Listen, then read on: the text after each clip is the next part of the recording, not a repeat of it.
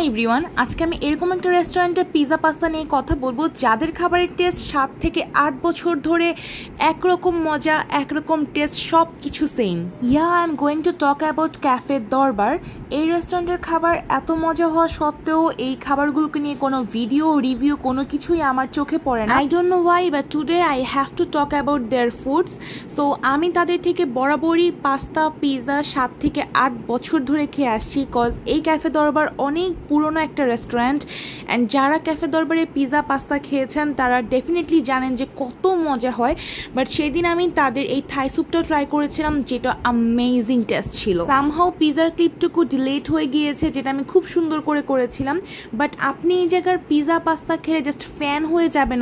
Ever watching this video you should definitely try their pizza pasta. And আপনারা এই থাই স্যুপটা try করতে পারেন, যেটা তো বললামই অনেক মজা ছিল। And as you can see this video are not taken properly, but তাও কিন্তু খাবার এত মজা হওয়া সত্ত্বেও আমি ছোট্ট করে র্যান্ডমলি আপনাদের সাথে শেয়ার করে দিলাম।